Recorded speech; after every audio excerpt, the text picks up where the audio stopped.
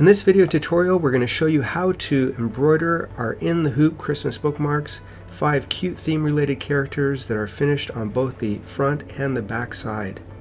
I'm going to choose the design that I want. You can see that part of the In the Hoop process is finishing the back side. I have my desired hoop size, I have my prep patch as my stabilizer, or you can use wet and gone, which I would double over if you're going to use this product. I have all my supplies. I have my back side. You can choose any material you have in your stash. I'm using an acrylic piece of felt or any light or white colored material. I'm using my magic sparkle sheets, and I have my painter's tape, and as an option puff stuff, I am going to use either a black bobbin or a black Sharpie to finish this off. First step is running the outline of the actual piece. This is going to be pre-cut. It makes it easier to get a perfect outline. We do include the SVG files if you do have a cutter. Then I'm going to hoop my stabilizer.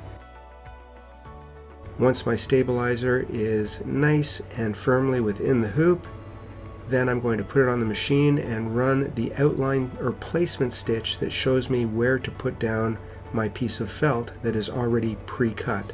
Give it a little bit of spray adhesive, put it right on the stitch line, and now I'm going to put down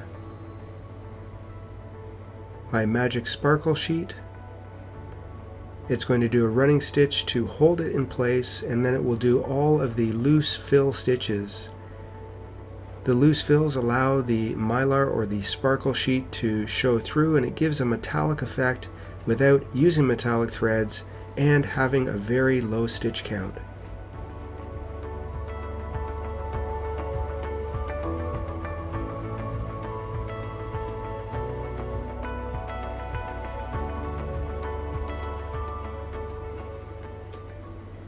Once all of the fill stitches are done, then as an option you can put down puff stuff, which is a water soluble topper that actually dissolves in warm water and will give the satin stitches a raised effect. You do not want to use this on the fill stitches as they'll become a little loopy in appearance, but on satin stitches it gives the effect of a 3D foam without having to use foam, and you do not have to adjust the density of the satin stitches.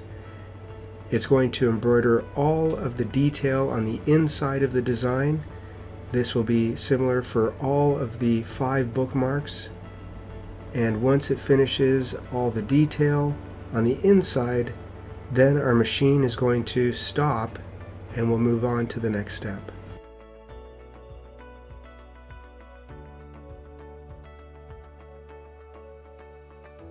Now that our machine is stopped, we're going to take our back material and I'm going to put it face down, so the finished side is going to be what's visual. You can either tape it in place, or because I have a tubular machine, I'm just floating it underneath, and after it does the first few stitches it will hold in place, and as soon as it puts these tack down stitches in place which hold that back piece of fabric, then I'm going to remove the hoop from my machine. And at this point, using my 6-inch double-edged curves, I'm just going to trim around nice and close to the tack down stitch, and that is going to give me a perfect finish edge on the back side.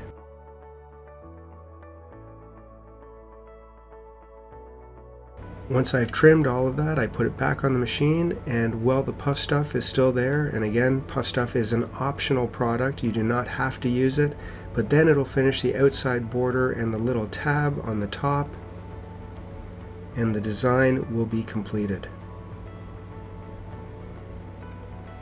Now before I remove it, I'm going to use my black Sharpie and just very quickly color in the white bobbin. If you have a black bobbin thread, you can use black on the top and black on the bobbin, but if you don't, in this situation using a Sharpie is the perfect solution, as this is not a washable or wearable item.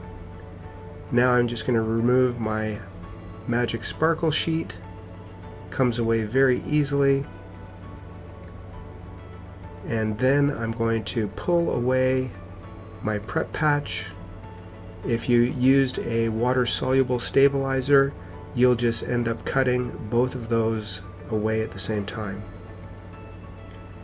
Now I'm just going to cut around the excess. If you weren't using puff stuff, your design would already be done, but if you are, you just have to run it under lukewarm water and make sure you get rid of as much of the debris. Sometimes I'll use a soft toothbrush, and then my design is done. Hope you enjoyed this Christmas project.